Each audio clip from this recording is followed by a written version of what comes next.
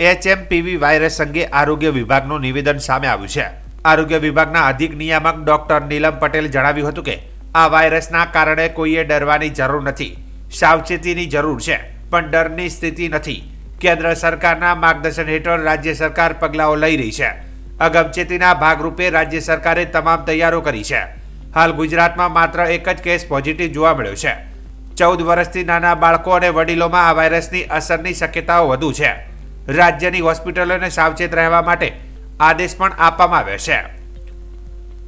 અમદાવાદમાં એચએમપીવીનો પહેલો કેસ જ્યાં નોંધાયો તે હોસ્પિટલને આરોગ્ય વિભાગે નોટિસ આપી છે। હોસ્પિટલમાં એચએમપીવી કેસ નોંધાયો તેની જાણ હોસ્પિટલે આરોગ્ય વિભાગને નહોતી કરી। મીડિયાના માધ્યમથી આરોગ્ય વિભાગને એચએમપીવીનો પહેલો કેસ નોંધાયો તેવી જાણ થઈ હતી। નવા વાયરસજન્ય રોગચાળાની જાણ ખાનગી હોસ્પિટલે આરોગ્ય વિભાગને કરવાની હોય છે। ખાનગી હોસ્પિટલે આરોગ્ય વિભાગને જાણ ન કરવા મુદ્દે નોટિસ પાઠવી છે। એચએમપીવીનો અમદાવાદમાં નોંધાયેલ પહેલો કેસ મામલે સેમ્પલ જીનોમ્સ સિક્વન્સિંગ માટે મોકલવામાં આવ્યું છે। જીનોમ્સ સિક્વન્સિંગ માધ્યમથી વાયરસની કેટેગરીનો ખ્યાલ આવતો હોય છે। સાહેબ, આ એચએમપીવી વાયરસ જે છે શું આરોગ્ય વિભાગ તકેદારી રાખેલી છે, શું સ્થિતિ એચએમપીવી વાયરસ એટલે કે હ્યુમન મેટલ ન્યુમો વાયરસ જે ચાઇનાની અંદર દેખાડો દેતા છેલ્લા 3-4 દિવસથી મીડિયાની અંદર એની વિશેષ માહિતી આવી રહી છે। સૌપ્રથમ આપ સૌના માધ્યમથી જાહેર જનતાને વિનંતી કરીએ કે ક્યાંય ગભરાટ ના લે।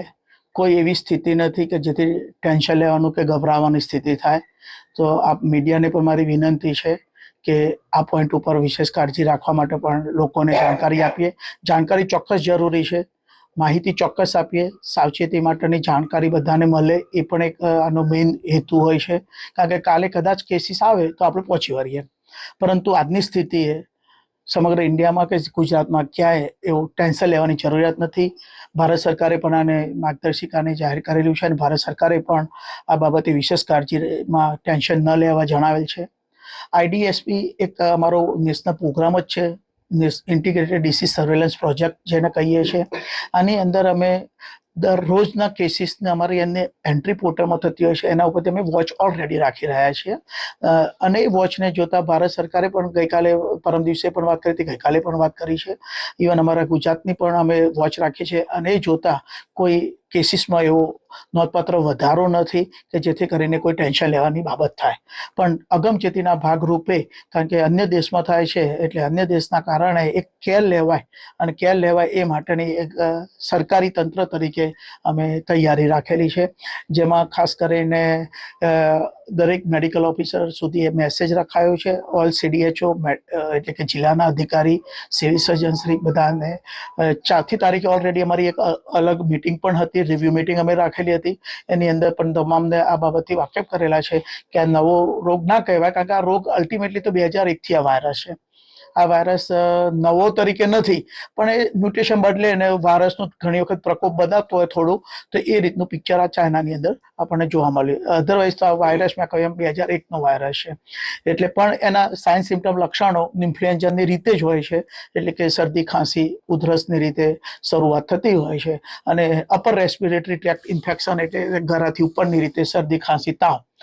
અને જો કેસીસમાં સિવિયરિટી આવે કદાચ અથવા ઇમ્યુનિટી ઓછી હોય, ખાસ કરીને નાના બાળકો અથવા મોટી ઉંમરના વ્યક્તિ કે જ્યાં અથવા ઇમ્યુનિટી જેની ઓછી હોય, તો આ રોગ કદાચ નીચે સુધી ફેફસા સુધી પણ જઈ શકે અને એટલે કે ન્યુમોનિયાના લક્ષણો જોવા મળે, એટલે કે શ્વાસની તકલીફ અથવા છાતીમાં દુખાવા જેવા લક્ષણો થઈ શકે। પણ સદનસીબે એવા કોઈ કિસ્સા જોવા મળ્યા નથી।